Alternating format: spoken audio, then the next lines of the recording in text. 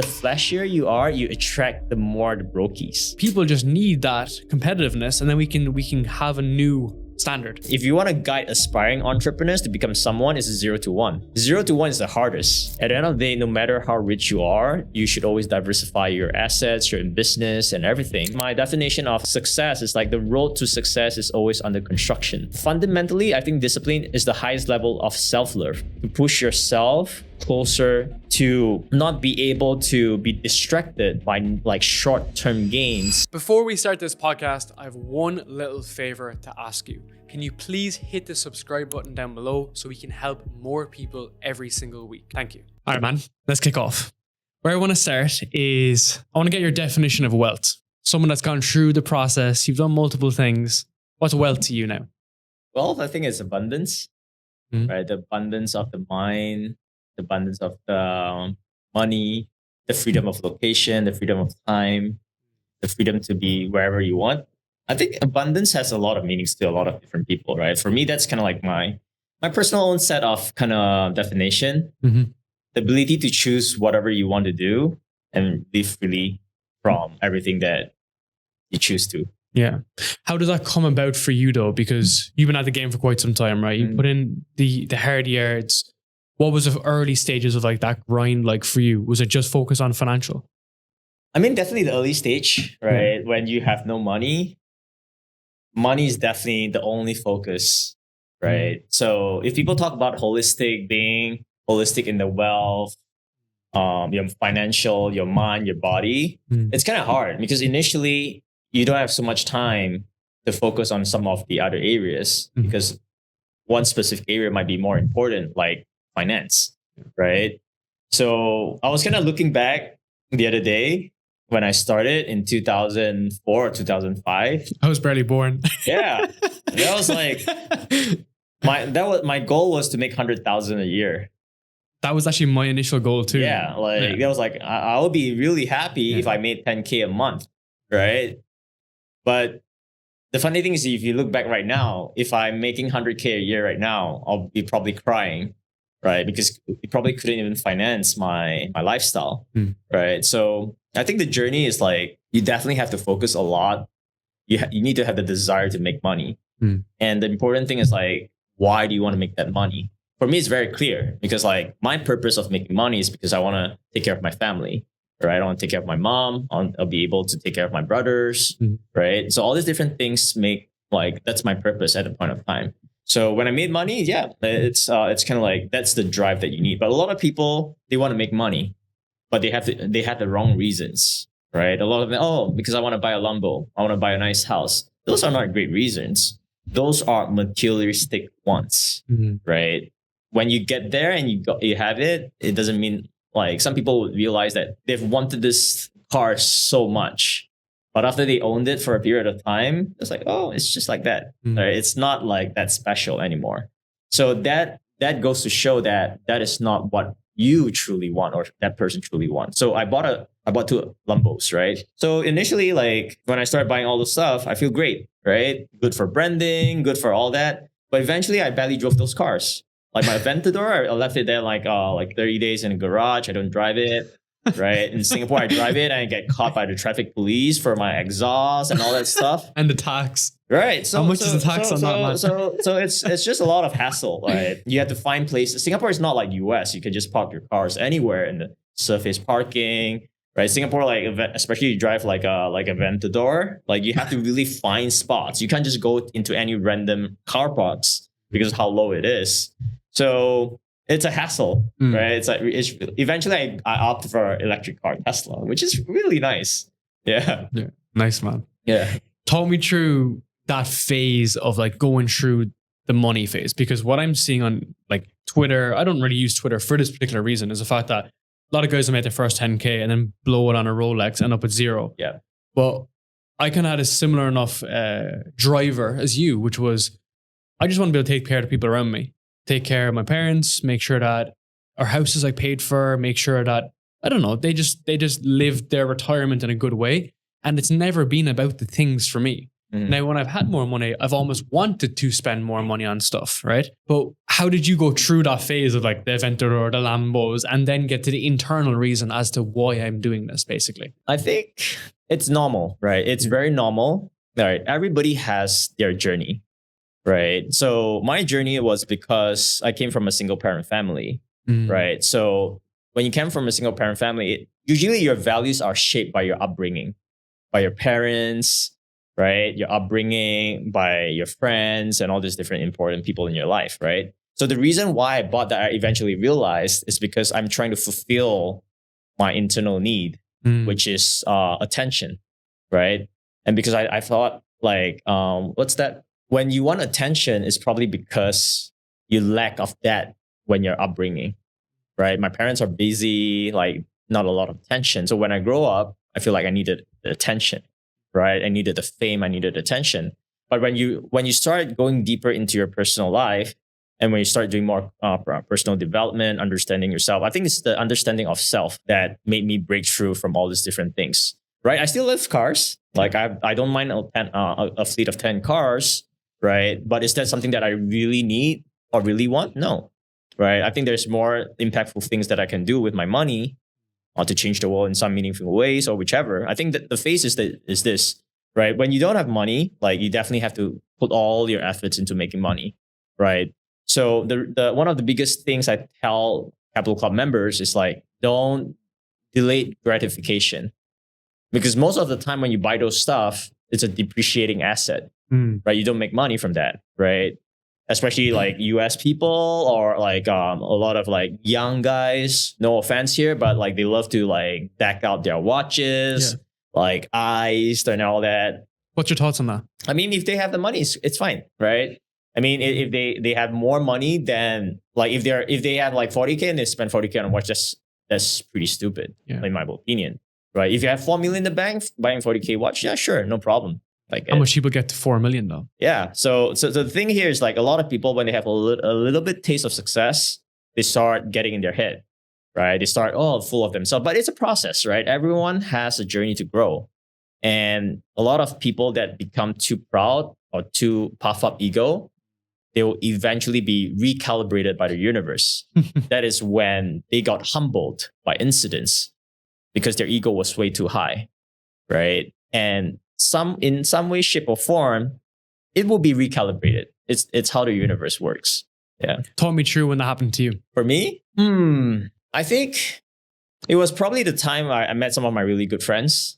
Like, so one of my good friends, when I first met him, he said, like, the first time I saw you online, I didn't like you already, but we eventually became really good friends because I'm not that way on my online persona and who I am as a person, right? The online persona is to attract branding, right? Is to use my way of branding is to use the most efficient route of branding, right? And what's that? Showing my screenshots, showing my stores, showing my cars, my lifestyle. Those are the easiest, most efficient way of getting eyeballs. But at the same time, it's a double-edged sword. You attract haters, right? You attract haters. Oh, this guy. Like in Singapore, it's kind of like small country, right? So a lot of people would think like, oh, this guy probably came from born with a golden spoon. Most of the times when people see me with maybe some of my ex-girlfriends, they'll say, oh, this guy is probably like from a rich family, born with a golden spoon. They don't know what you have been through to get to there,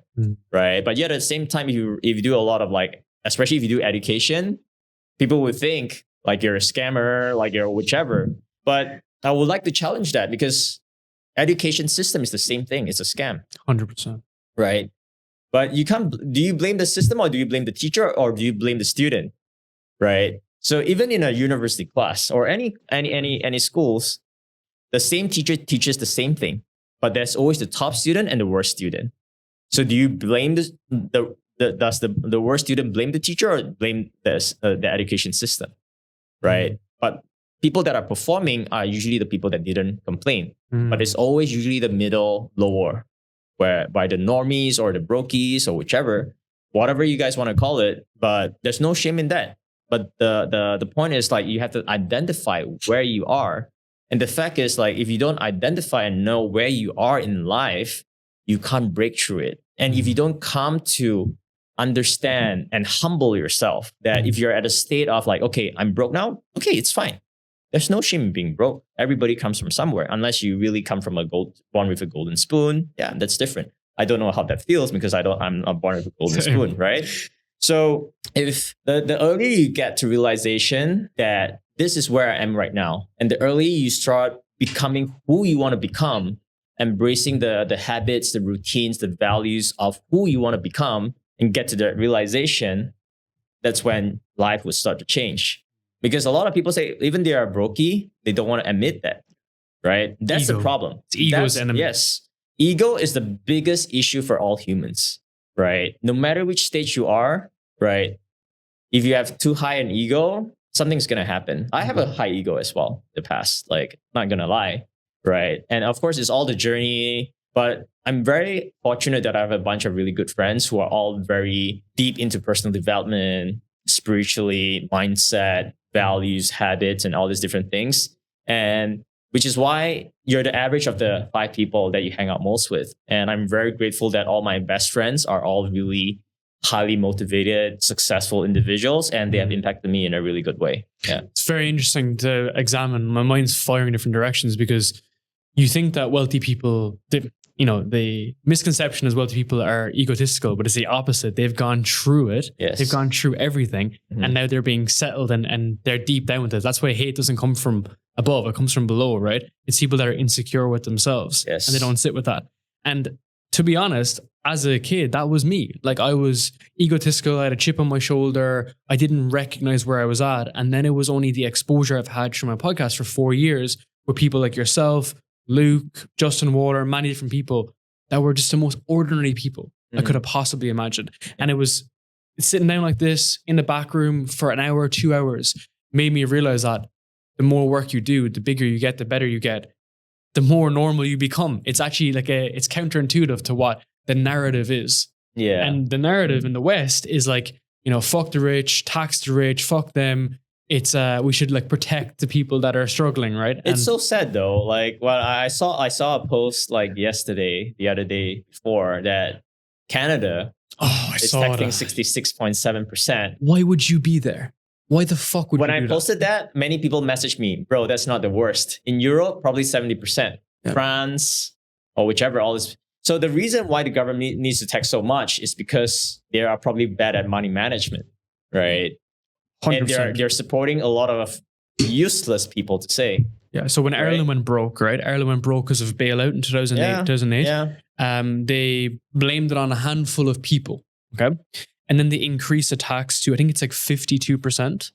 And they did a high income tax too, which was like a further 40%, right? Yeah. So even my brother, who's quite wealthy-ish, his capital gains is taxed, I think it's taxed 60%, man. Honestly. That's why I love Singapore. Singapore has zero gains. Zero. Right? But I mean, it's really ridiculous to me, right? Why you'd play the game? Like, why would you create a business whereby the government literally does nothing for you and they own 50 to 70% of what you make? It's like, what the fuck, right?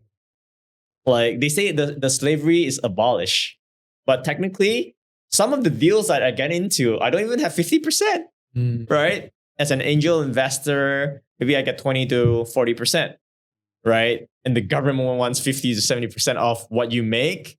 That to me, in interpretation, is daylight robbery. It's better than robbery. 100%. Like, it's like everybody, all of you, like, it's in a way, it's like a mafia, right? Like it or not, like, I think it's the world mafia, taxation, right? Of course, reasonable tax, I understand, because you're contributing to the economy. Like, Singapore is great. 18%, isn't it? 70%, 17%. 17. Yes, corporate tax, no tax on dividends, no tax on capital gains. It's great. I think Singapore has one of the best tax systems in the world, which is why it attracted a lot of investments from foreign companies and everything, which is why it's one of the best and most expensive cities right now, unfortunately, right?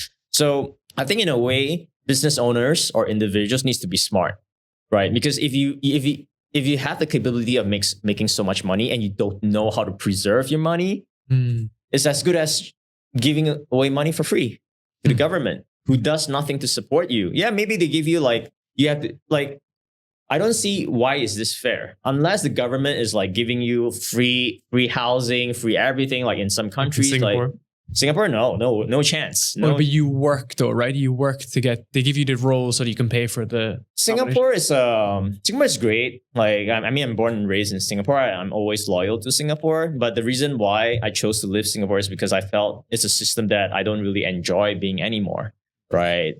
Singapore is great, but it's getting to a point whereby it's like a self-controlled metrics in some ways. Very well built system, but which is why a lot of Western people, they don't really like Singapore. As much as it's super clean, super safe and everything, like you're sort of like being surveillance everywhere, right? That of course, the surveillance helps mitigates crimes and all that. It can't be perfect. You know, there's no perfect system everywhere. So I think the best way kind of like to do that is just kind of like choose where you like to be, right? Whatever culture you like to be in and wherever your money has the biggest leverage. Yeah. Let's walk through some of the building blocks. So a couple of Kappa clubs, like ideas is you're helping people go 0 to 1, right? Why do you think a lot of guys struggle to go 0 to 1? The biggest problem I see from people 0 to 1, it's only two things: bad mindset, no execution. Right? They are usually talkers and don't take action. Go to an event, go to like maybe a Tony Robbins event or whatsoever, be hyped up for like 3-4 days. Yes.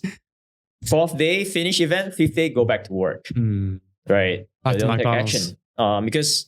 Because when you're at the environment of a like-minded community or an event, everybody's very hyped up, right? You're surrounded by good energy, good motivation. But when you go back to work, you're dealing with your boss, you're dealing with your colleagues. Your colleagues are most likely bots in some way, shape, or form, right? Oh, let's go catch some beer after work. Let's do this. Let's go party and all that. How do you think you can break free? It's hard, right? Because if you're always surrounded by all these people, it's hard because they are already conformed to a certain mindset and a lifestyle that they want to be. 0 to 1 is not exactly really hard, to be honest, right? If I was to start from 0, like I don't think it's going to take me long for me to make my first $1 million because of the experience and everything. Because I know for a fact that at the minimum, if you're not even a hustler, right? A lot of people talk about, like they shit on Gary Vee's like hustle mindset and everything. But of course, you can't be working like this 24/7, right? But in the initial phase, of the kickoff of the ramp up is very critical. Of course. Right? Like, and it really shifted my mindset because I was in China for a bit of time. I was doing some of my startups, which failed then. What were they? I did a Groupon clone in China. No way. Yeah. So I was probably the second or third Groupon clone. And eventually it was like 15,000 competitors in China. That's how cutthroat business are in China. Where? What city? I was in Shanghai. Yeah. But 15,000 in the whole country of China, right? So that made me like the ruthlessness and the execution speed of Chinese people is beyond me. Like comparing Singapore and China, no, not even close, right? There's a saying like for like suppliers that I meet, right? There's usually five Asians: the Hong Kong people, the Taiwan, the Malaysians, and the Singapores.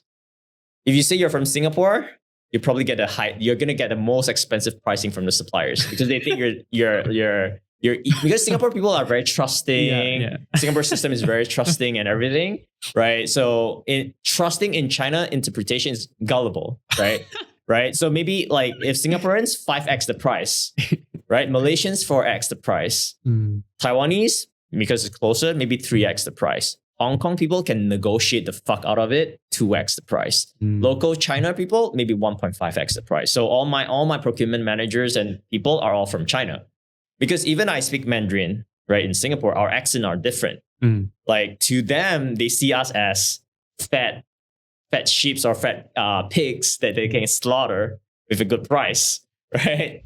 So eventually you learn that all by experience. What has that rootlessness like taught you, or how have you used that rootlessness? Because I guess when you observe people who are like lazy and fucking don't want to do the work, you must think, Jesus, like what are we doing, right? Because that culture, that conducive culture to just growing, scaling, building, that's in your blood, right? Like you've learned that and you've had it. Yeah. So you're taking that now, and then you're comparing it to people that don't even want to start, right? I have no sympathy for people who are lazy. Absolutely zero. I don't like, they deserve to be poor if they are lazy, right? That's part of life. I mean, you have to have a vision for yourself. Like, I think, I'm not Christian, but I think in the Bible, they quoted something like, without a vision, humans perish, right? Without vision or something, right? So a lot of times it's not because they don't have a vision, it's because they're lost in some way, shape, or form. And I believe mindset is really important. And the ruthlessness that I told you about is like, Groupon model, right? Yeah. You have to like, you negotiate with the vendor and you try to get a very good price for your users. So I think the time we have like a Dairy Queen kind of like voucher that we negotiate a really good price is probably like $30 RMB, like for a good discount. So my competitor literally just bought everything from Dairy Queen and they sold it for $1 because they're super well funded. That's how Chinese people do business, right? If they see a really good restaurant that's like fully packed every single day, maybe selling dumplings, right? 小笼包, whichever. There's a saying that somebody would go in, open up right beside the store with better renovation, better service, and maybe 1/10 of the price. Because they have money, they have to find. Of course, in order to do that, you have to be financially backed, right? In some way, shape, or form. Maybe from a rich family, or maybe like the business is doing very well. So they will drive you out of business because obviously people are going to choose the $1 compared to the $10, right? And when they drive you out of business, they'll restore the pricing and they'll monopolize that restaurant. Isn't that a really symbolic of life though? Of like what life really is like though, as in the competitiveness, the rootlessness versus like the Western world, which is like, let's all hold hands. Let's give you your what is a universal basic income and whatnot. Like when I speak to my family or friends or whatever, they think they're like, oh, like the government will help us and everything's going to be okay. But when I see like the Chinese approach, or when I was living in Singapore, I felt that too. I'm like, this is actually the way the world works. And especially if you're a guy, if you don't fucking have the skills, have the ability to build, have the network of people, have the authority and influence, you're fucked. Like you are actually fucked. Like. Yeah, for sure. Because like when I was doing my startups, it's in a like kind of like it's kind of like a Silicon Valley like compound. Like there's a lot of buildings. When I left my office at 1 a.m., I thought I'm the last person. When I walked across all the buildings, every office the lights are still on. Every office. And you'll see like a bunch of taxis downstairs, at least 20, 30 that are waiting there because there's so many people going to go off work after 1, right? The car parks are full, which means those guys are grinding their ass off 24/7, right? That's the reason why China is able to like really build up so fast, because like any construction, maybe US takes like 10 years, China will take 1 year. Yeah, there's a story about that. Right? So this is like, 2008, 2009 when China really popped, or maybe 2000, sorry, for the dates. There's a story of this like New York property developer, and they were getting comparisons of China and New York. And they were like, why the fuck does it grow so much faster in China, even though they didn't have as technically talented architects? And so they flew there. And when they went there, they said, like, what's going on here? What's the difference? And they were like, oh, no, not much. Same panels, same results, same blueprints, same amount of workers and so on. The difference was that instead of working 5 days a week and 40 hours, they were working 7 days a week and 12 hours by 7, whatever that number is. Yeah. So as time goes on, the time is the biggest variable in the world, right? As time goes on, you just see all the growth that someone who's more relentless is going to make, right? And that's kind of like what Elon Musk also mentioned, right? If you only work like 5 days a week at 8 hours versus Elon Musk who works 7 days a week at maybe like 15 hours, that amount of hours translate times 10 years, that's a huge gap. That's a huge gap. Even if you're doing the same shit, you're going to have a big difference compared to your peers, right? So obviously it's not like super sustainable. Like you get burnt out and everything. The reason, like, for example, like people like Elon Musk, right? Do you think he's like passionate about money? No, he has a vision, right? His vision is so big that drives him forward to overcome all those obstacles and challenges in life, right? So a lot of people, yes, money is important, 100%. No money has a lot of problems. Yeah. When you have money, it doesn't mean it solves all your problems, but at least you're in a capacity to at least use money to help you resolve some problems. Yeah. Do you want to launch a podcast for your business, but you don't know where to start? Remove the stress, pressure, and all the overwhelm that comes with it by working with Podcast University. If you're an ambitious individual who wants to build your influence online, grow your own podcast, and also stand out from the crowd, Podcast University is for you. We help you with the strategy, equipment, the content, your guests, everything you need to create a top-tier podcast. If you want to learn more, check out Podcast University and start your podcast journey today. Right. Money solves money problems, right? Yes. And then all the other problems in the world still exist. Yeah, for sure. For I think I saw an interview with like the founder of Airbnb. Right. Franceschi. Yeah. So I think he said something that like after he listed his company, he has like billions of dollars and everything. And he probably felt very lonely at the very, very top, because the top is usually very lonely, right? And it's very cutthroat, I'm sure, right? And a lot of people, a lot of startup founders, they probably didn't go through a lot of success, right? Then they have one freaking big win, and suddenly they crush all their visions, all their goals and everything in life. They become lost. One set story is from the founder of Zappos, right? Tony Hsieh, right? Amazing guy, great culture, right? Sold the business for $1 billion to Amazon, and shortly after a few years, he died. I think depression or suicide or something, right? Because they started to feel empty because there's no new vision, right? And when you're at the stage when you don't build up a strong internal development of yourself, if there's no strong development of yourself, when you have so much money, you can't hold those energy, those money. You can't control those money, and that in turn would potentially turn on you in some way, shape, or form. So people would start maybe partying like crazy, which I did. You know, I'm not proud of those days, but you know, back in 2018, 19, I was partying probably 6 days a week, 7 days a week in Singapore. How did you feel doing that? Just feel empty.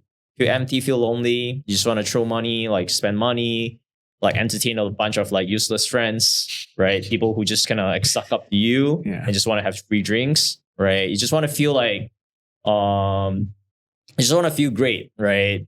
You can give big tips. People treat you like a god, like a king, like, oh, but internally they treat you on the surface like, oh, wow, Steve is here. But probably internally like, who the fuck is this guy? Right? So eventually when you start going to a lot of all these nightlife scenes, right, in Asia or whichever, you start to realize like it's the same story. Like at the end of the day, it doesn't serve any purpose. Yeah, maybe if you go with some good friends, different case. You go for entertainment, bonding, and whatnot. But if you're going to chase after your own ego, that's a slippery slope to go. And a lot of people would realize that after they suffer a big setback, and they realize those supposedly called friends are not there to support you, right? So you'd be lucky to have 3 good friends in your life, right? You know, close friends that have your back. Yeah. Tell me about how that must feel, right? Because like you're obviously a wealthy dude. Like, you know, you're even extroverted, right? You're quite extroverted in yourself. You get on really well with people. You're likable, you're relatable, you're relevant. Do you feel like that people try to attach to you as a result, and it's not always with the right intentions? Of course, right? So that's one of the I built a Facebook group. I was probably one of the biggest Facebook e-com groups early on, right? It's called eCommerce Elites Mastermind. I don't run it anymore, right? I kind of got bored. I easily get bored with it, right? And I'm blessed and grateful for that journey because like it made me realize how to build a community, right? Right. We went from 0 to 100,000 plus people without any ads, all pure word of mouth, Facebook pushing, engagement and whatnot. And I realized that the earlier you get to understand that other people's opinion doesn't really matter, right? You shouldn't let other people's opinions affect how you feel. Because if you allow that, you're actually like a thermometer. You react to what happens. But when you are a thermostat, you define and control the temperature. You are in control. Most people don't understand that actually you can be in control of your life. You can be in control of emotions, right? Obviously, like the whole world is trying to like, there's a lot of people like, right? Sometimes you get a bad Grab driver, for example, someone like, I was like, okay, great. Never mind. My perspective is like, sure, maybe I'll take a 15-minute walk under sun, get some sun, right? I wasn't pissed. Some people will be like, they'll start complaining, they'll start judging and everything. But naturally, like a lot of hate and judgment actually causes more damage to you internally than you would understand, right? People fail to understand, like a lot of people hate. They hate things online. And online makes it so easy for people to hate without revealing the identity, right? Like do all this like, a lot. I'm sure you see a lot of hate, a lot of people like, and usually when that happens, it's a reflection of their inner self. Like most people don't understand that, right? The reason why you're hating so much is because you hate yourself. You're insecure. There's traumas that you haven't cleared. There's unhappiness that's blocking you from finding the truth within yourself, right? So for me, I'm grateful because I've been through a lot, right? I've been through like a lot of failures, right? I've been humbled a lot of times through bad partners, bad decisions, big ego, like no due diligence done, everything, right? Greediness, all these different paths makes you a better person. Because like the important thing is not about failure is not scary. The scary part about failure is that if you don't reflect and learn from your lessons, I think that's the most scary part about failures, right? A lot of people say, failure, okay, never mind, let's move on. No, you cannot move on. You should never move on until you come to an understanding on how can you not make that same mistake in your journey ever. Because the universe is so mysterious, right? If you don't learn your lesson, that same problem would come back again and again and again until you truly understand and equalize that charge within yourself and you heal. Then you cannot feel, okay, great, this is never coming back. It happens with relationships, it happens with parents, upbringing, traumas, hurts, whatsoever. You have to like reflect. So one of the things that I tell a lot of our Capital Club members is like, you have to go through what is the most painful experience that you have been through, and have you cleared that or not? If you haven't, those are going to be, it will show up in different forms, right? It might affect how your relationship is, right? So for example, like some of like the female friends that I have, right? The reason why some of them are not like happy in the new relationships is because they're carrying a lot of baggage from the previous relationship that they haven't entirely resolved and equalized, right? And with all good and bad things, there's always like benefits and drawbacks, right? If there's only benefits, you're infatuated, right? If there's only drawbacks, then you're putting yourself in a pit hole, right? You only see the bad. In all situations, there's always the good and the bad, right? As with all relationships, even though some people have bad relationships and they break up in a bad way, and if you reflect, there's actually a lot. And I realized that for a big shift in my mindset was because when I was doing one of my startups in 2013 called Crayos, it was an Indiegogo campaign, right? A lot of people say, oh, like we raised 1.5 million. In 2013, it's probably one of the top projects ever on crowdfunding campaigns. But I had a really bad partner because I don't really know how to do due diligence. And I was kind of like just blindly trusting this person, right? He's my manufacturing partner, but it turns out to be a scam, right? Doesn't have operations, doesn't have anything. And that was my part. As a CEO, I didn't do sufficient due diligence. So we delivered a shitty product, right? So people call me like, oh, this guy took, so all the news, which is why that part made me realize that you can't trust the media, because media doesn't matter which news outlet out there, anywhere in the world. All they want is eyeballs. So 100%. the hooks is what drives attention. So they wrote something like, oh, this Asian Singaporean dude from Singapore took the $1.5 million and went on a shopping spree, bought his Ferrari, and those pictures was taken in 2009. But they just took it up and just like posted there. And it's like, oh, like Steve. I was like, dude, as an entrepreneur, like most normies or brokies don't understand that actually 1.5 million is not a lot of money. 100%. Right? Especially in 2013. It's like seed capital. Yeah. But for normal people, 1.5 is a lot of money. But for me, if I want to do a business, I only do 1.5 million, I might as well don't start a business, right? I can probably get a good job that pays me maybe 200, 300K a year. I don't have to work so hard. Why do I want to start a business, get all the risk, right? To make 1.5 million. But most people don't understand that. Most people only see, oh, like, yeah, sure, we delivered a pretty shitty product, right? But at least we fulfilled the end of the spectrum. We did deliver a product, right? That's the maximum that we can do because unfortunately we ran out of funds. My partner siphoned money out of the company and everything, but it's part of the journey. So I was having a big grudge with this guy, my ex-partner, a big trauma. Like, so when I was undergoing personal development, my coach told me, like, walk me through your journey, right? Kind of like when we're talking. So when I was talking about this guy's like, 2013, my first thing is like, fuck this guy. Like, this guy's a big motherfucker scamming bastard, blah, blah, blah, blah. There's a lot of hateful words coming out, right? So she said, so what's the benefit of this lesson? It's like, what the hell are you talking about? No fucking benefit. Yeah. Like I was a little bit offended when she said that. I was like, what are you talking about? Like, what do you mean there's a benefit from this? Did you not learn anything? So upon her asking more and more questions, I was like, yeah, I think my bullshit filter definitely went higher. Right? I was able to detect bullshit now. I wasn't so easily trusting, right? It's not about I don't trust people. It's more that I do my proper due diligence to decide whether I want to trust or don't trust this person. But because of that journey and the lesson, I was able to kind of understand what I've gained and what I've lost. And usually it's always a fair exchange. Everything is a fair exchange, right?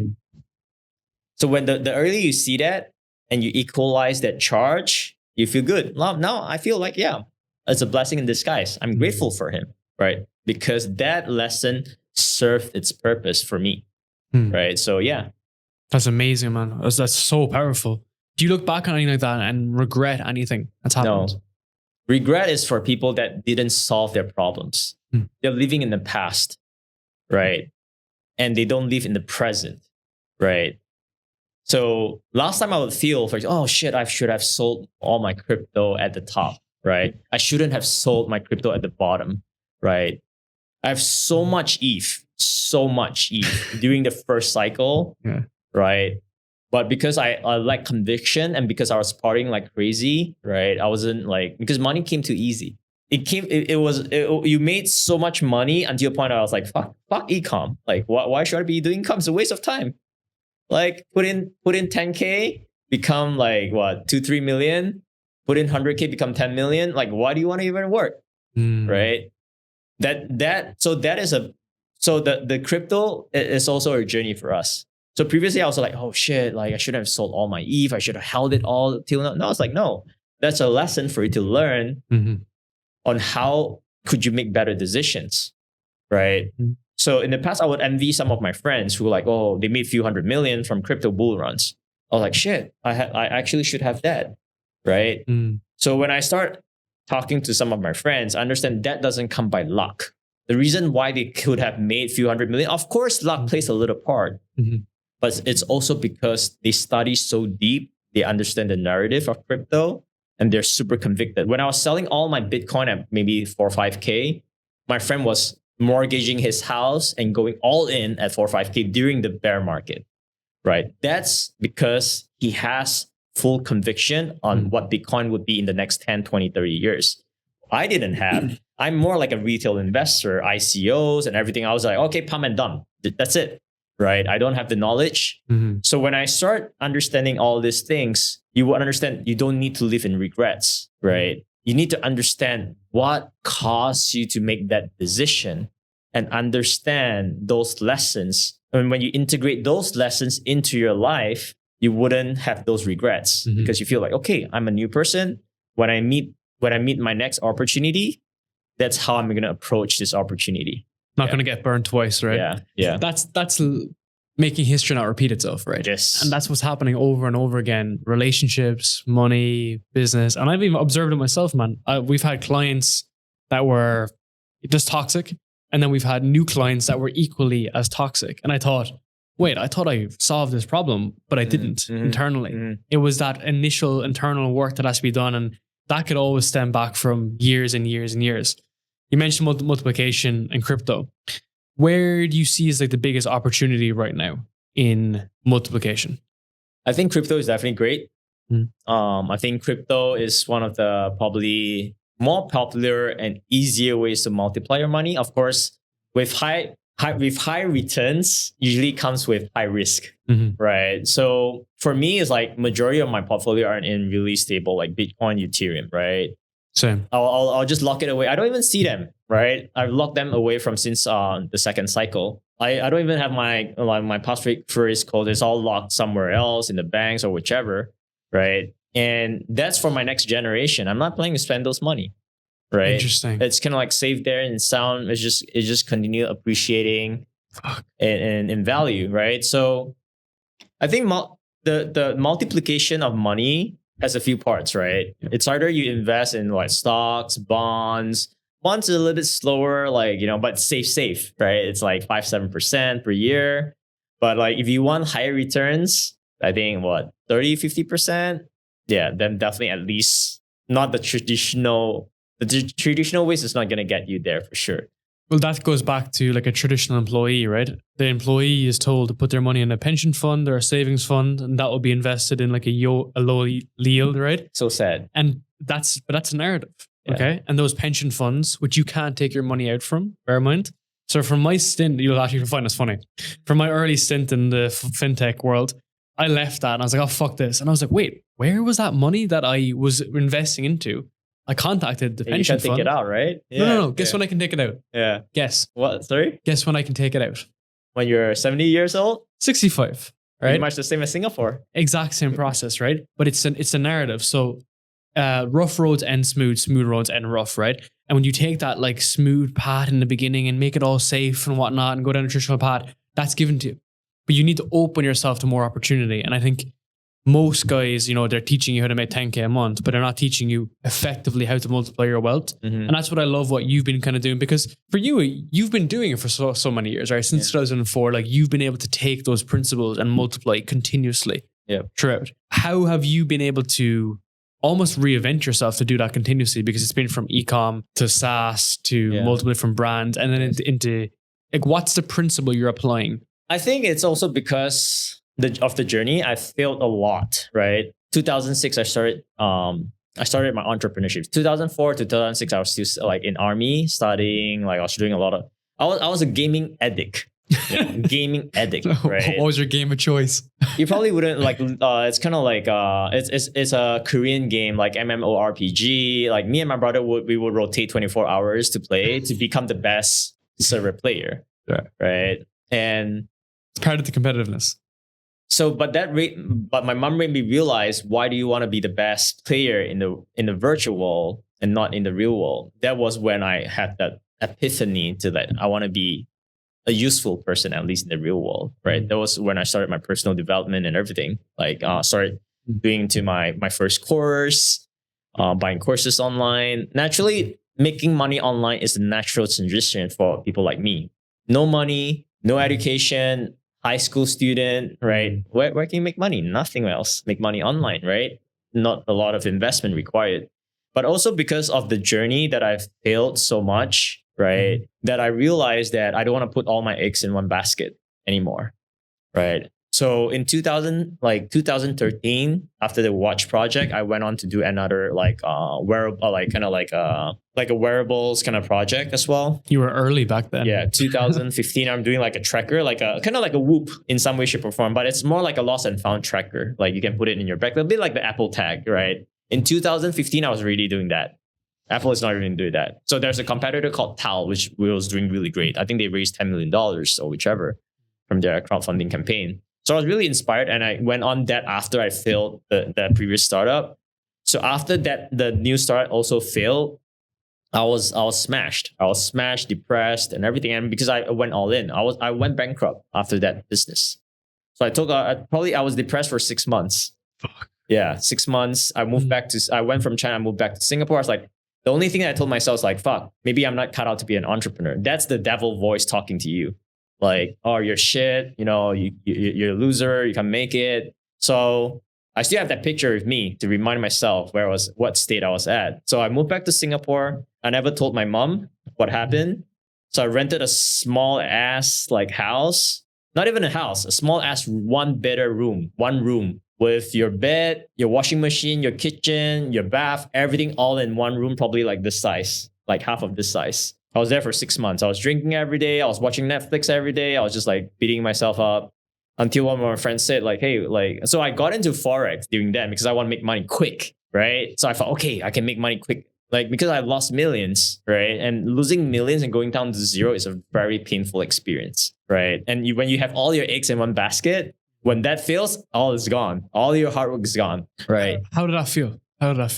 You're in that moment. Of course, it's bad, like really bad. Like, like when you close your companies, you have to fire all your employees, right? That's a sucky feeling to feel, especially if those people go through like hell with you over time, late nights, your employees, you have to take care of them. But when you lose everything, you're in no position to help them because you can't even help yourself. So I still remember I was so poor, I can't even pay the parking fee. I have to secretly sneak out my car in China because I was so poor, I can't even pay the monthly fee. And I'll sneak out at 4 or 5 a.m. So no, like the parking attendant wasn't there, so I don't have to pay him. And they started calling me, I don't take up calls. It was a shitty experience. Like, yeah. So when I moved back to Singapore, it's even worse. Like the landlord despised me, like you're fucking brokey, like it doesn't treat you with respect, right? Gives you problems and all that stuff. So it made it worse.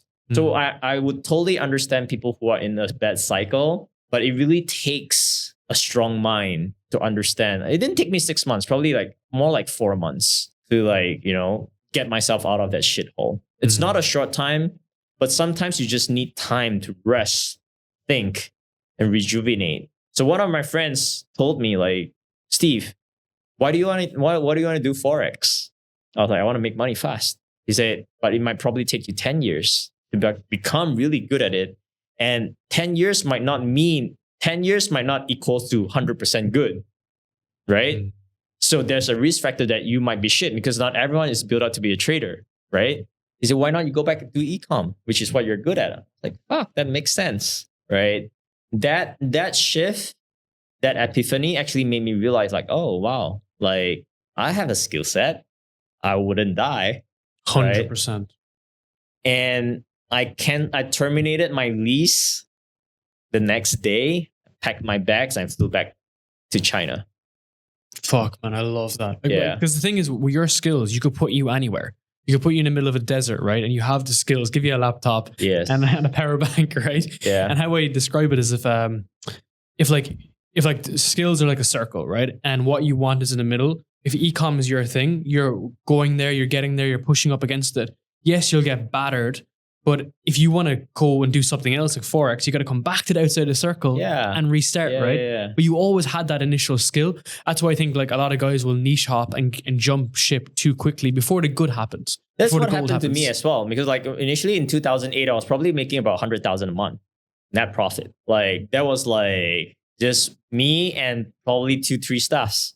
Like one customer support, one like packaging lady in my apartment. We can do like make 100,000 net a month.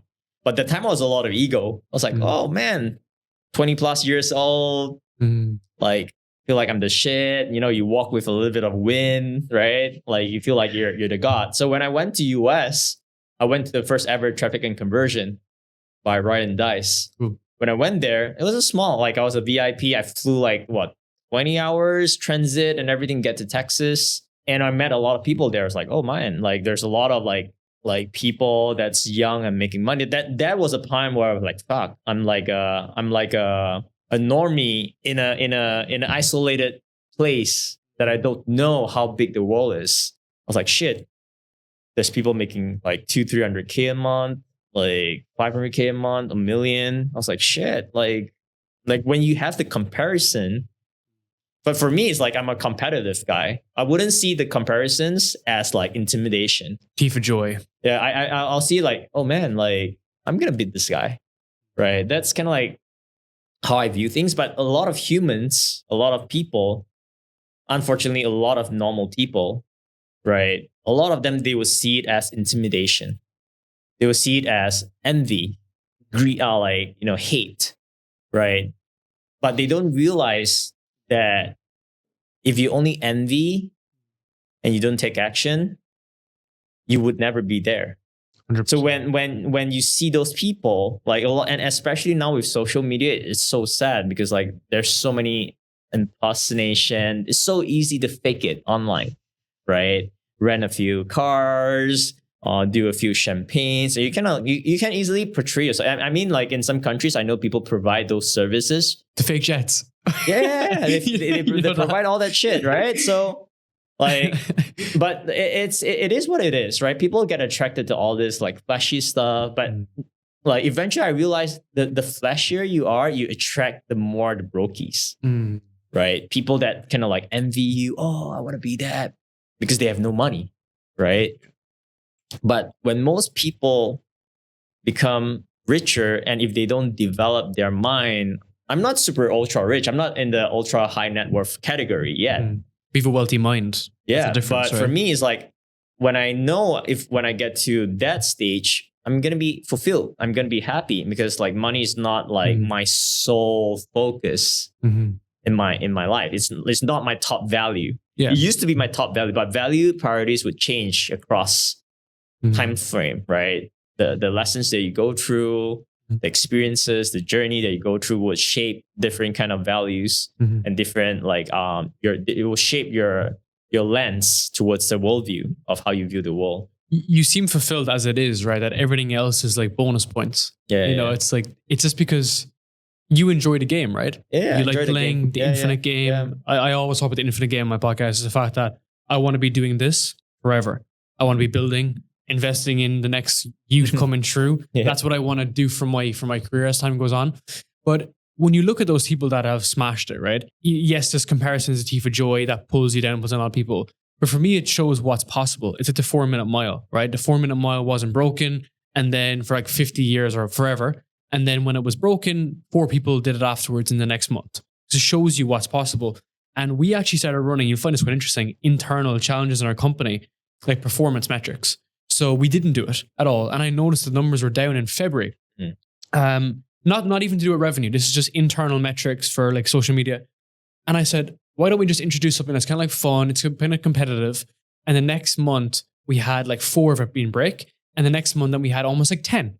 So it's like people just need that competitiveness. And then we can have a new standard, a new bar, right? But most people aren't willing to set that bar for themselves and then be able to do it for other people. It goes back to the internal dialogue. Yeah. It's crazy how much like this game isn't the inner game, right? Yes, it is. It's crazy though. I think like at the end of the day, like I see things a little bit different. Like I'm a free thinker, so I'm not like stuck with like Buddhism or any religion or whichever. Of course, my family is Buddhism, so I'm kind of exposed to that. But I'm cool with all religion. Like I could go to churches with my friends. Like I feel it's great, right? Like at the end of the day, I feel religion is just a interpretation of different culture, right? The Western people have their own mindset. The Muslim people have their own. The Chinese have the Taoism, the Buddhism, or the India, Hinduism. It doesn't matter.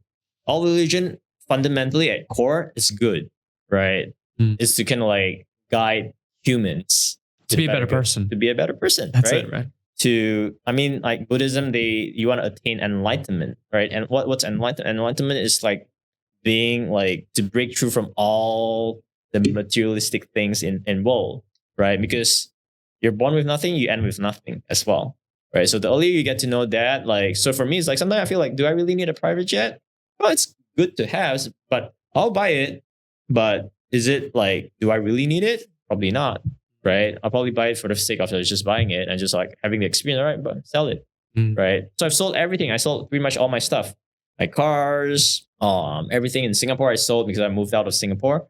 Right? And I realized like being minimalist has its perks, right? And the less attached that you are to all these things. So whenever I see like all this, yeah, it's nice, like cool, good stuff. Yeah.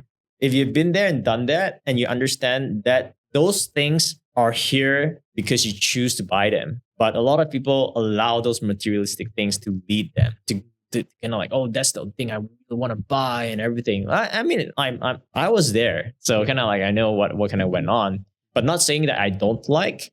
It's just that, hey, like, can I do something else with my money? Can I put it in a fund? Can I put it in some investments that gives me better returns, right? So the time when I bought all this thing is because I want to be flashy, right? Super flashy, the way I dress, my shoes, all Christian Louboutin and all that. It's like, now I see those shoes, I was like, what the fuck would I even wear that? Like, god damn. You rocked in with shorts today. Yeah, like I was like, my friend went to my house yesterday. He's like, dude, you have so many shoes. Like, I have probably like 100 over shoes, right? And I only wear 2 of them right now. The rest is just for display. Like, so it's a journey, right? You start understanding like, okay, just do whatever you want. For me, it's more like just chill. Now it's more like chill, being happy, being fulfilled, being focused. Capital Club is honestly one of the hardest projects that I've built, honestly speaking. Why? Because you're dealing with a lot of people, right? You deal with a community, right? And if you want to guide aspiring entrepreneurs to become someone, it's 0 to 1. 0 to 1 is the hardest.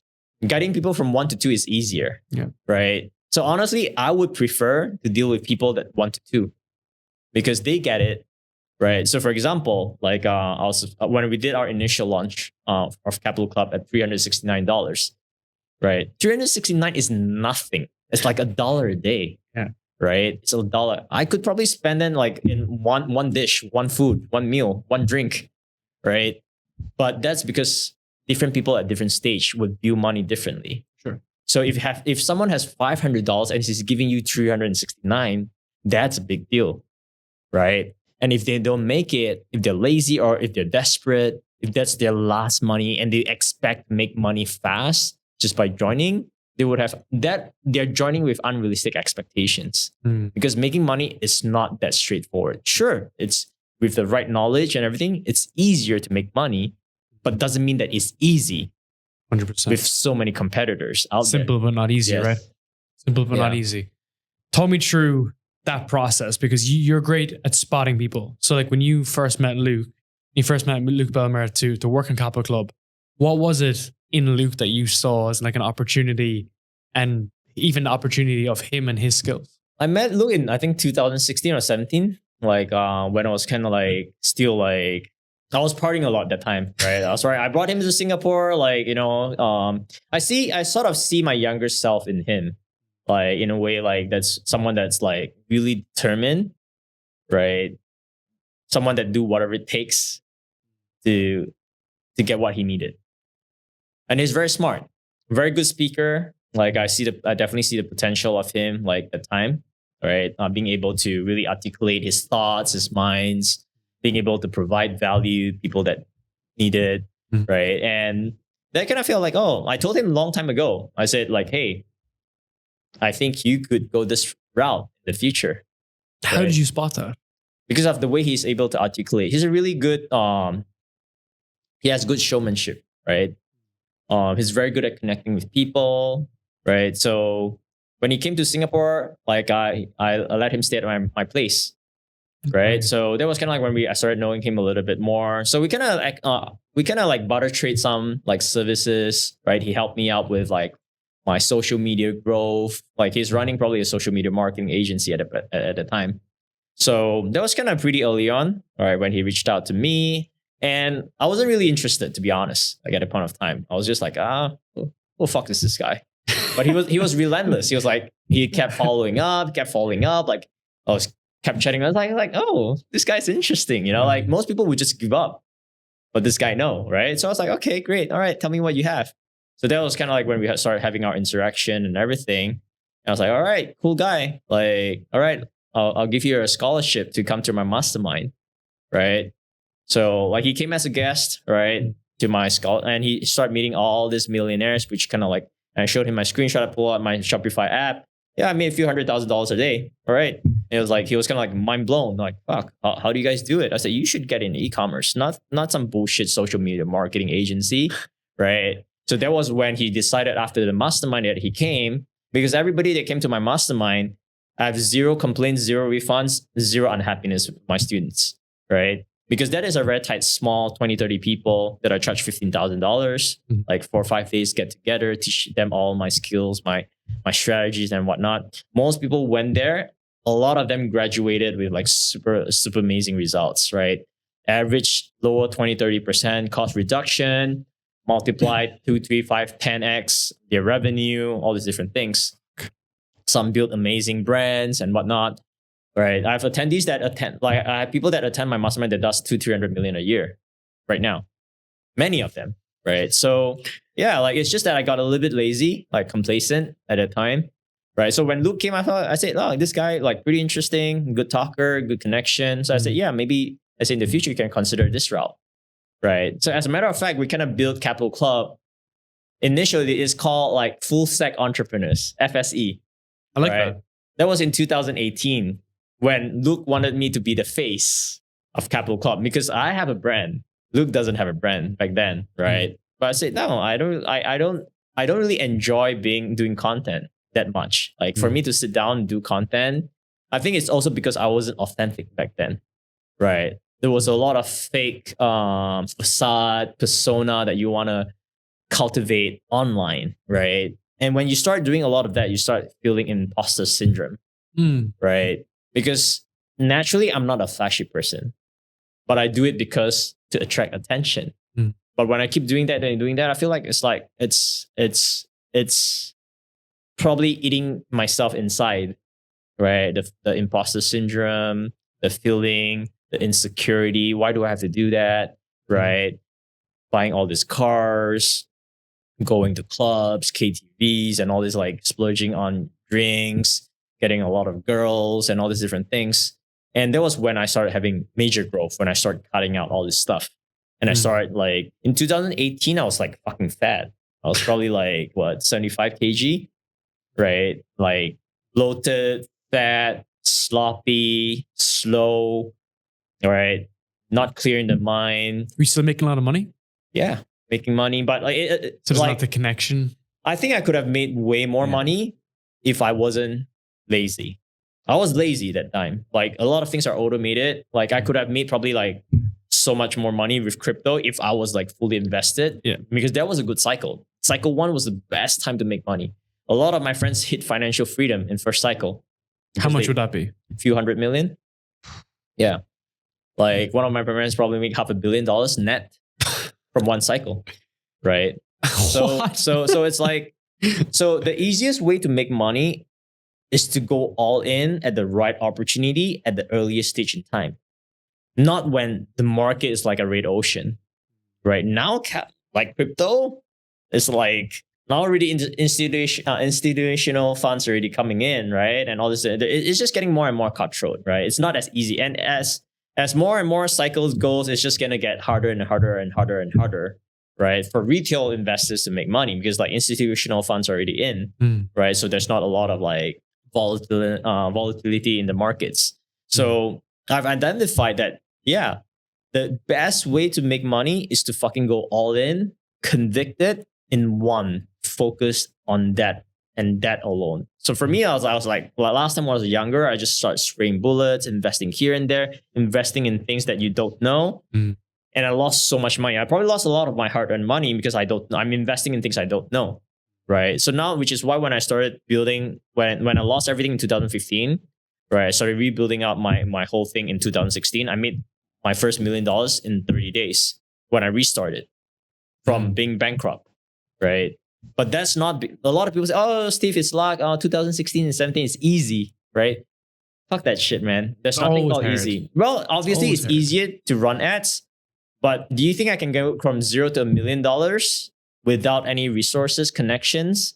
I was able to get free credit, I was able to get credits from Facebook to pay 60 days later because of my relationship built back in 2008, right? In 2008, my account manager was just an account manager. But in 2016, he's head of APAC, right? So those are favors I can call because I always believe in building good relationships, right? I don't burn bridges, right? So when I started out in 2008, I was the biggest customer to one of my logistics partner, right? He was a brokey at that point of time. He has to borrow a car just to like make himself look better when he drives me around in Shanghai, when I was visiting him. Like he doesn't want to look like a brokey. He's like he's just starting out. And I was his biggest customer back then. And I literally gave him his first pot of gold through on international shipping, right? Then fast forward till 2016, when I was a brokey, he was a really big player in the logistics space. So when I told him my story, he was like, let me help you out. You helped me in my early stage. So he gave me $2 million worth of credit, no collaterals, no nothing, free shipping for everything, and I can pay back later. So it's the impact of time, right? It's the impact of time again, right? Exactly. The work you did in the early 2000s came back to pay. All the relationships. Of course, Facebook ads is slightly different, like in 2008 and 2016, right? But fundamentally, nothing's changed too much, right? Marketing fundamentally at core is still the same. Doesn't matter if it's info, e-commerce, retail, everything goes back to the fundamental basics. Most people just have a different spin in different industry, which is fine, right? Yeah. But with that, like a lot of people, like when I first showed my $360,000 screenshot and I posted across some Facebook groups, I got a lot of hate. This guy's just like bullshit. This guy's bullshit, right?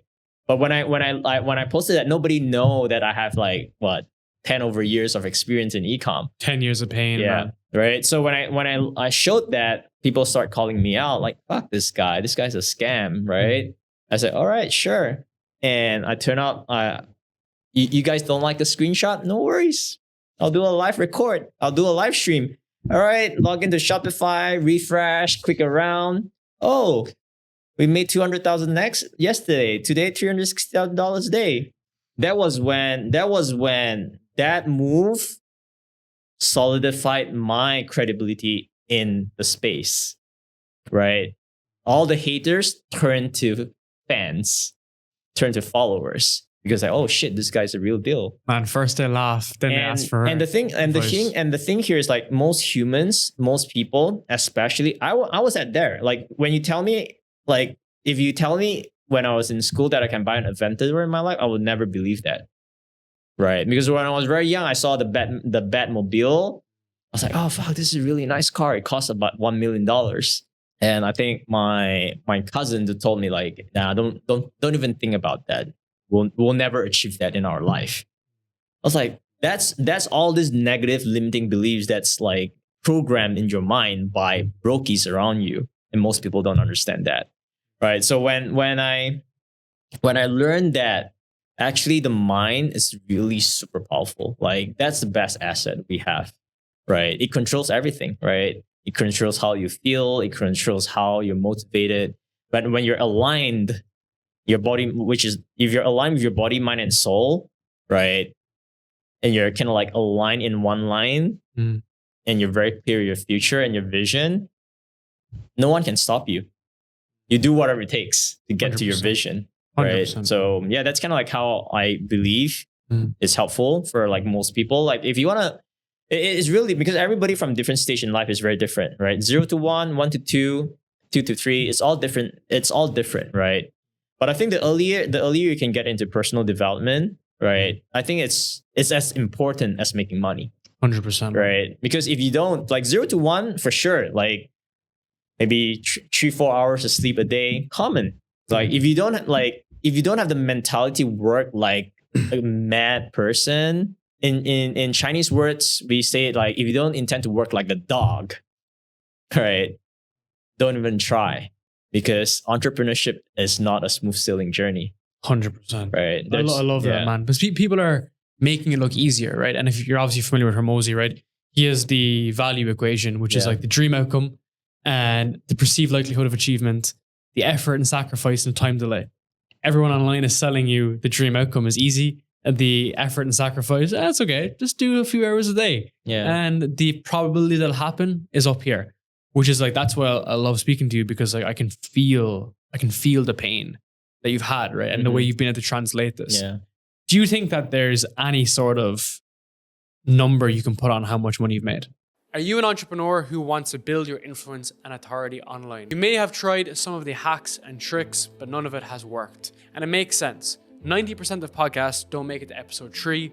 Of the 10% that are left, 90% of them don't make it to episode 20. That's where Voex comes in. Voex creates, manages, and grows your podcast for you on your behalf. If you've not been getting leads, not been growing consistently, you haven't found your tribe, and you don't know what to do, Voex is the answer. Don't just take our word for it. In the past couple of years, we've managed over 35 podcasts. We've also been able to generate over 55 million views with 500 episodes produced.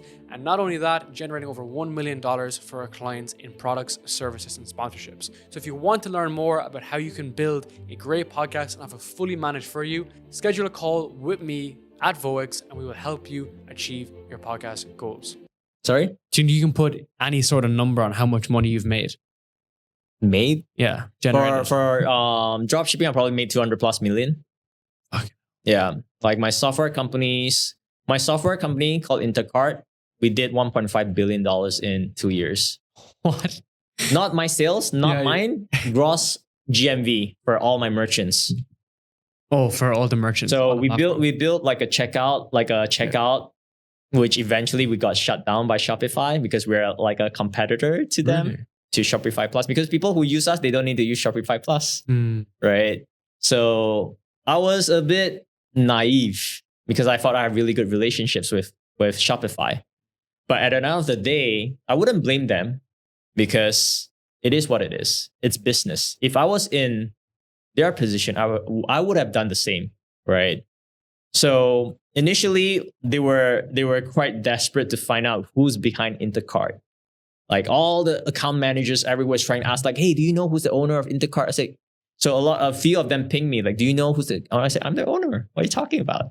What? Right? Then say, oh, like the president of Shopify wants to speak to you, Probably. I was like, okay, great. So in my mind, there's two thoughts. Is it an acquisition or is it a fuck off? So I had someone higher up told me it's more likely a fuck off, right? Because we are a competitor to them. Right. And of course, they can see all the numbers that we're doing for all our stores. Right. And it was a sad experience because that company is probably going to at least, if we don't get kicked out, it's probably going to be sold for at least a few $100 million. For sure. Like for drop shipping, 200 million, it's not profits, it's sales. Yeah. Right. But if you sell a company like a software company, that's net income. And it's all bootstrapped? Yeah, bootstrap. No ads, all word of mouth. Because people that are using it, it's your ecosystem. People that use it, they have results. That's what's most important. People that use my software easily increase 30% revenue, higher conversion rates, higher average order value, everything, right? So people, word of mouth, all the big sellers start using it. Most people want to integrate it with us. I think the lack of foresight is because we built everything on Shopify. That was a mistake. That was also kind of like putting all our eggs in one basket, right? But there's one company called Bolt, B-O-L-T. Very similar model, but they're smart. They build it as a standalone that integrates with any Shopify, WooCommerce, Magento, BigCommerce, everything. Just an API. It's a standalone, like hosted checkout, right? Which kind of Stripe is doing right now, right? If we have gone that route, if Shopify asked us to fuck off, I was like, okay, sure, whatever. We still have all these other clients, right? So that of course, all this experience and of course, going all in some of my ventures made me realize that at the end of the day, no matter how rich you are, you should always diversify your assets, your business and everything, right? So I don't have all my portfolio in crypto. Hell no, right? I don't have all my money in US dollars, not all my money in Singapore dollars, right? Diversify all my portfolios, different countries, different banks, right? Different investment assets. And yeah, even crypto, I don't put all my bags in Bitcoin, right? right? Diversify into like the few things that I'm very convicted with, like for example, Solana, right? So those are ways to kind of like mitigate risk in my perspective. And when you start having money, I think it's important to start building up your passive income, right? So if you're at a stage whereby, for me, like I'm at a stage whereby my passive pays for everything. Like I don't have to work for a single day, and I don't have to. I can get everything paid off like comfortably, right? Everything. Especially like now I'm staying in Malaysia, even better. Yeah, right? You live 2 lifetimes. You're making US dollars here. Like the exchange rate is what, 4.5, 4.4, or whichever. It doesn't matter. So everything on the menu is like 80% off. It's crazy, man. Yeah. Like I come here, I have a way better lifestyle. In Singapore, I'm probably spending like 60K, 70K a month. Right. I was spending so much money in Singapore. Like I was spending so much, and I was, of course, like I was like using it for a lot of like partying and all that stuff, which like, eventually I realized that, hey, like that's not making me more fulfilled. That's not pushing me towards closer to who I want to become. And my definition of like success is like the road to success is always under construction, right? There's no perfection, right? And what is success? Success to me is like, how do I, as a human being or as a man, do the best I can to feel the most fulfilled in every single thing I do every single day, right? Obviously, you have good days, you have bad days. There's days that you don't feel like doing my cold plunge. There's days that you don't feel like going to the gym. But is that discipline that actually drives you forward? But why do you have discipline? Because I think discipline in some way, a lot of people feel discipline is like, oh, I just need to be consistent. No. Like fundamentally, I think discipline is the highest level of self-love.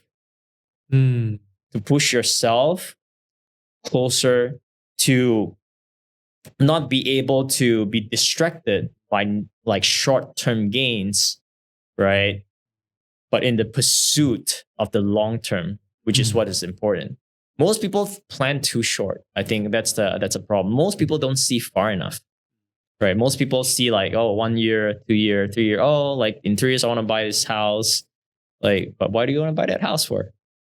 No point, right? Most people are buying houses like for me, like program rentals. Yeah, it's like you like a apartment, for example. People buy that land. A developer buys that land for that price, build it up 30 levels and 30x the price. And one floor has like what, 20, 30 units? It's actually like, in my opinion, it's like air money. Like you're building money on the air.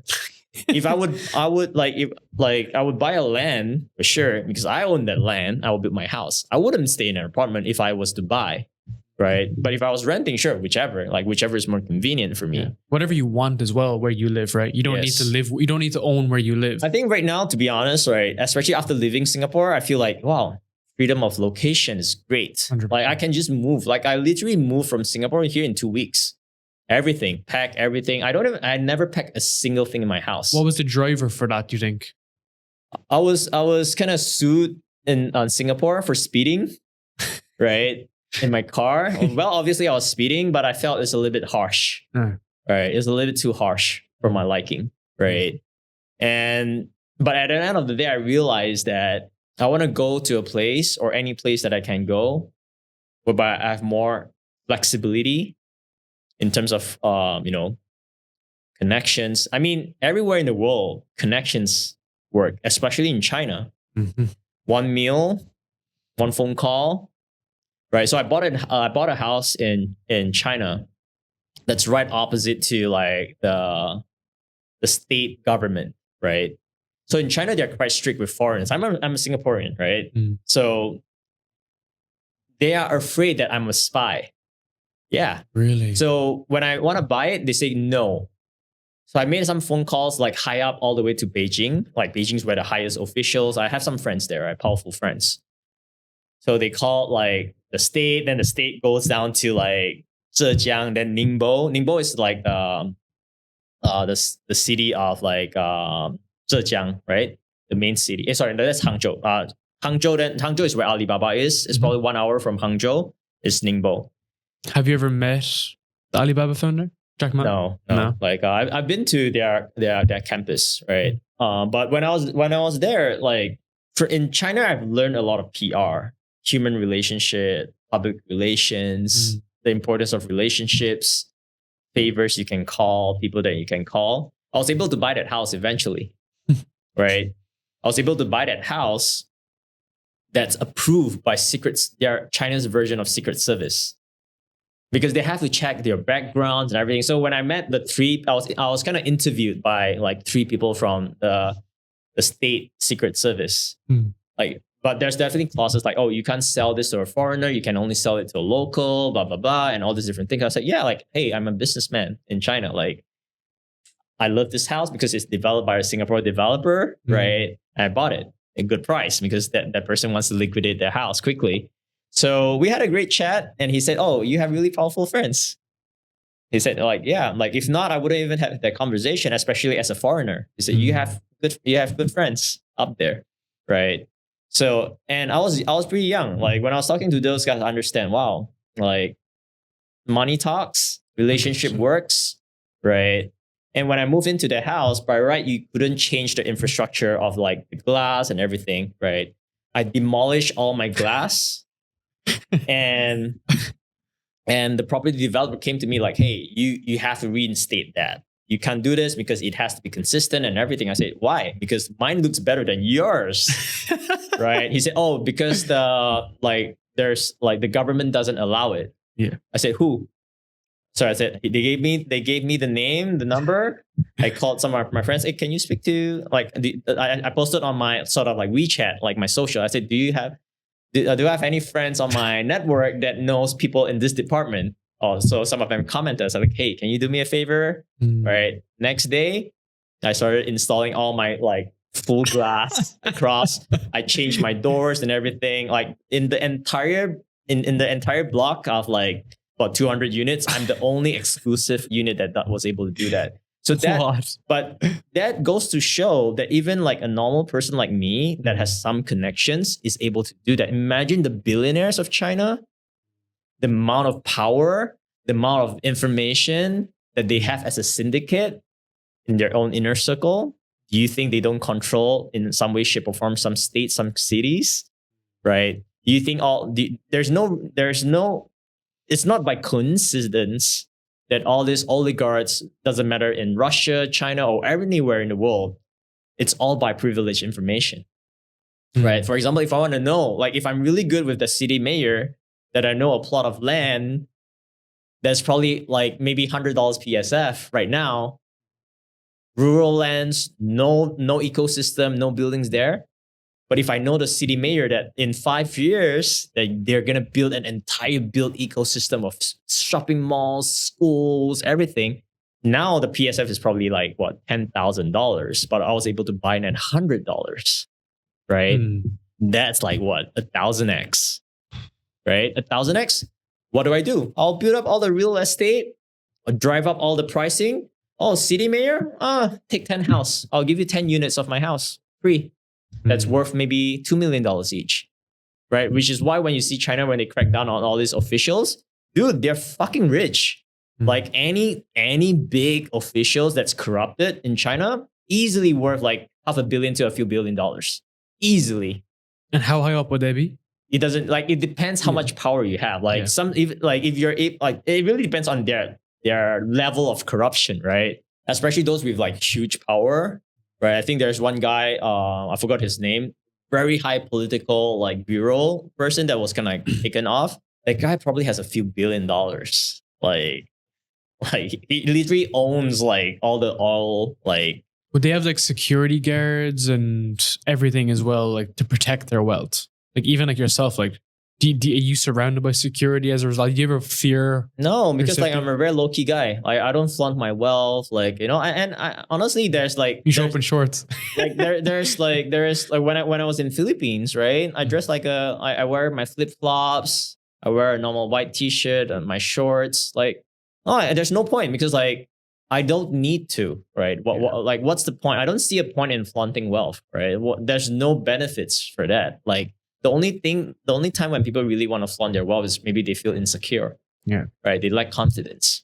Right. I think I'm pretty okay in terms of my personal development, my mindset and everything. So I feel comfortable with people Like, I don't really need to puff up my ego, puff up myself to look better. Just be authentic, right? If you like me, like me. Don't like me, so be it. I don't care, right? Last time I used to care too much whether people like me or hate me, right? So when I was kind of like balling hard, like we spent $200,000 a night clubbing, popping champagnes and all that stuff. Yeah, like those are fun times.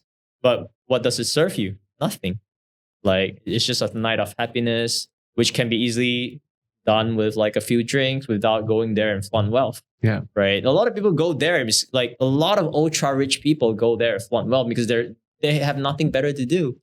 All they have is just money, which is quite sad at the same time, because there's so much more in life than just money. 100%. Right. And like, I mean, I love watches, but I don't know. I just wear my Whoop. Right? I just wear my Whoop around. I don't wear a watch.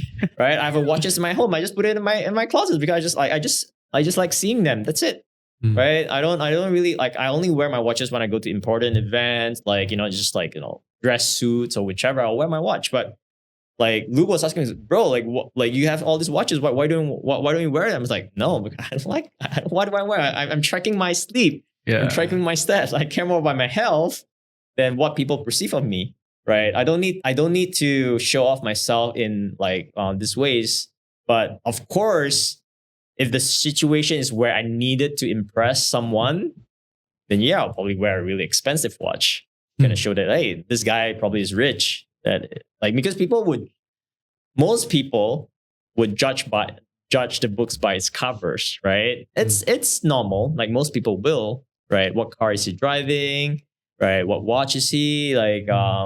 Like everything, right? So it really depends on the situation that you're in, but it's not wrong to package yourself, right? And I believe that it's important to package yourself, especially when you're in an early stage, because it's hard. No people would take you seriously if you're a nobody. It's the fact, right? Will you deal with someone who's like probably like in business partnerships where he has a few lost ventures, he drives like a broke like second-hand car or whichever? No, right? You will rather work with someone who's like more successful, has proven track record and everything. Social proof. Yeah, it is. Yeah. I mean, like it or not, social proof is very important in this society. So I wish maybe in the next, when I really want to focus on my family in the future, I'm single and I'm not married yet, but when I have a family, I'll probably delete everything social media, 100%.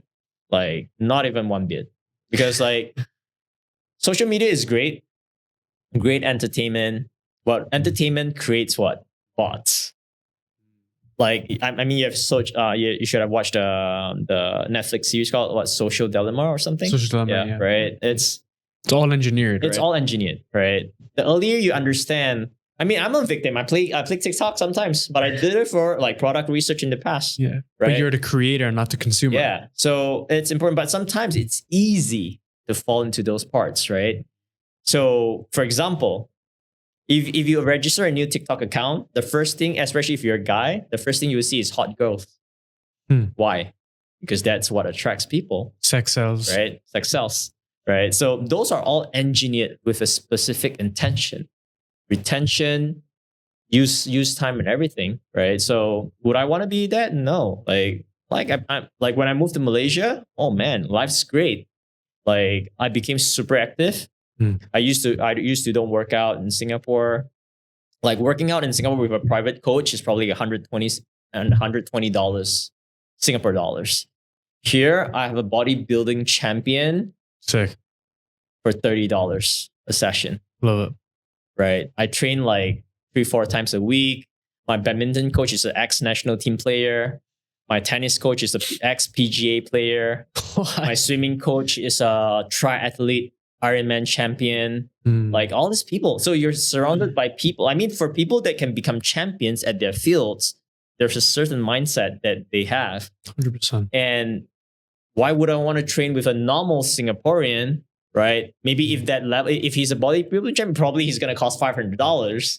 Why would I pay someone $500 when I can get it for $30? Yeah. Right? I'm a businessman. So whatever, like, I don't feel like it's not because I'm rich and I'll want to pay more. No, it doesn't work that way. I love that. I love that about you, because like, that's the big thing in the online space. It's like, oh, like, you know, you need to be in this like $500 a month gym. It's like, no, you don't. You need to train. You need to get really fit, and then you need to go do things you need to do.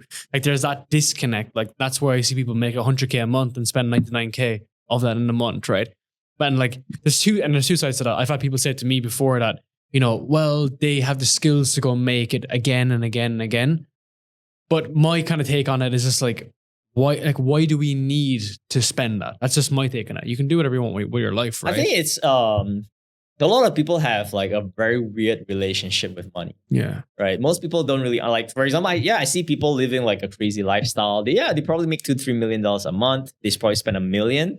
But why spend that $1 million? Why do you need to have that kind of lifestyle? Yeah. Because you didn't have it in the beginning though. Yeah. When you were born, you didn't have it. Yeah. So a lot of people, like, especially myself, right? Like when I was upbringing, like not a really popular kid in school, nerdy, right? Nerdy, boring, short, not cool, right? Not a cool kid. And like, so I think when you have all these traits, when you grow up and when you suddenly have money, you want to prove to everybody like you're the big shot, right? Mm. So, but when you understand that all those journey in your life is here to serve a certain purpose, and when you equalize that, it's like, oh, okay, like just be authentic, because authenticity is the highest vibration anybody could have, right? And that would allow you to be happy, fulfilled, right? And if you're infatuated that you need to have 100 million to be happy, you're gonna be miserable. And whatever you do, whatever success that you have, you will be unhappy because you have an infatuation that, oh, only because I have 100 million, I'll be happy. And when people hit 100 million, they realize that they're not happy because it's not because of the money, it's because they are not ready, right? They're not ready to embrace those wealth, right? So for me right now, it's easy. Like I'll put in investments, like some gets me 10%. So I have some safe bonds in like Singapore, like 5 to 7% a year, safe, like nothing goes wrong. Yeah, I have those like higher risk investments. I've investment in watches, right? And all the different things. I have Airbnb's investments that nets me about 30% per year. Not bad. Not like crypto few 100%, but not everything needs to be few 100%, right? And when most people don't realize that, wow, why do you need 100 million? Yeah, sure. I mean, 100 million is great, but even $10 million at 5%, that's 500K a year without doing shit. 500K divided by 12, that's almost 50K a month, 40 plus K. US dollars.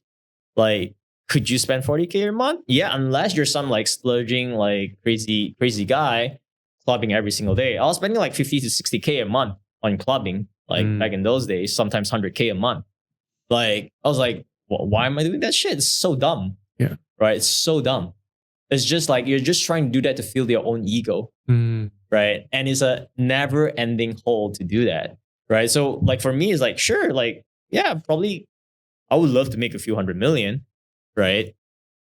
But at the end of the day, like what you want to do is like, there's something called the ikigai, right? Yeah. Right. So if you're able to identify that, your passion, your vision, and everything that you're building in a way also serves you in making money, right? So if you can achieve all of that points, right? Fulfillment, happiness, empowerment, doing something that you love, making money at the same time, and serving people, you will find your perfect ikigai, right? When you find your ikigai, yeah, sure, you make money, but money is not your main priority. It's just part of the process. It's a byproduct, right? So when you understand that, it's like, oh shit, like Elon Musk, right?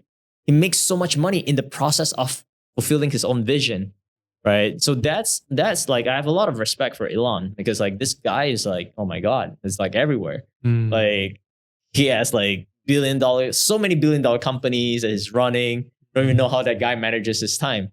When people ask me like, Steve, how do you manage that? I say, don't ask me, ask Elon, right? Not even the best guy to be a, like, you know, there's always levels to levels, right? Yeah. There's always levels to levels, right? So that's such a good fucking point. Yeah. Like, I mean, honestly, like, I think for Asians, I think we're pretty significantly more humble than like, I think Americans or whichever, like people who call themselves like, the god of ecom, the king of ecom. I was like, dude, like even when I was doing like that amount of revenue, like if you compare me to what? Jeff Bezos, you're nothing. You're nothing. Like that's like maybe like an hour of his revenue, right? Yeah. So the point is like, if you puff yourself so high up, it's very hard to come down. And when you get hit and you get humbled, it's a very painful lesson. Right. So which is why I felt like, no, I mean, like, if I want to do content, I'll be authentic. Sure. Like I have last time when people come to my masterminds, I'll drive my Aventador, like people's like, oh, wow. But I realized like, no, like, why do I like people come to me not because I have these things. People come to me because they want to learn from me, my journey, my knowledge, my know-hows, my pitfalls, all the painful lessons I've learned. And I've shared with them as a condensed version so that people would avoid. Because if you avoid making the same mistakes, what you're paying me 15K is not just for your knowledge. It's also how could you save 15,000 or more of potential problems. And the time. Yeah. How long that time will Most take. people don't understand. Because most people would think that, oh yeah, I can just watch it on YouTube. I was like, sure, go for it. Right. Why do you want to go for YouTube? To learn from someone who most likely haven't been there and done that, right? And why do you want to learn from someone that most potentially hasn't made it themselves? Yeah, for right? Sure. And when people try to take that route on themselves, it's because they don't value their own time. 100%. Right? 100%. They don't know what they're worth. Right? If they don't know what they're worth, it's like, okay, I'll figure it out myself. But time is money. Right. For me, honestly speaking, like for me to like go dinner with someone else, I don't do dinners. Like I don't do lunch. I don't do coffees unless it's someone that like came by referral or whichever. Like, fuck no. Why should I spend my time? It's not that I'm arrogant or proud because I value my time. Right. People would often message me on Instagram like, hey, Steve, can I buy you a lunch? Can I buy you coffee? I'm like, sorry, respectfully, no. Yeah. Because most likely, if not, the conversations is there for you to extract value from me. It's not a fair exchange. Everything needs to be a fair exchange, including relationships, right? Everything is a fair exchange, right? If there's a moment there's no fair exchange, that's when like judgments or unhappiness or resentments would all happen. Keeping score. Yes, right? So like, everyone's keeping score in a relationship as well, right? Like your husband, your wife, or whichever. Like if you keep treating your wife like shit, she's keeping a score. Like, and when the score hits up enough, she'll blow up on you, right? That's where you quarrel, right? So effective communication. And I focus a lot on learning communication because I think communication is one of the best things that God has invented for us to communicate, right? But most people don't know how to effectively communicate. Most people are keyboard warriors, right? And most people just hide behind the computer. It's easy. Like, it's easy to just put a shitty comment, right?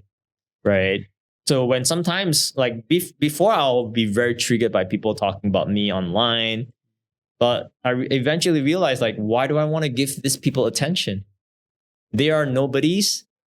99% they're brokies. Yeah. Probably the lowest 1% of the brokies.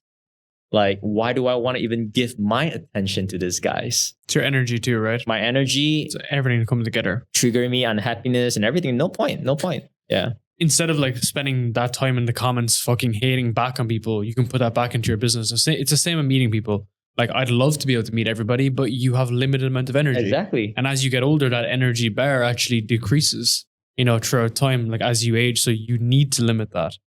Steve, I want to say a massive thank you. This has been an amazing podcast, man. I really, really appreciate this, and I appreciate your time. I know you're a very busy guy, a lot on, and we could probably go for another 2 hours if we tried it though. Genuinely. Pleasure. Yeah. I appreciate it, man. And anything I can ever do for you, honestly, I really deeply mean this. I'd love to help you in any way I can. Thank you. Thank you, brother. Thank you for having me. Thanks. Thank you, man.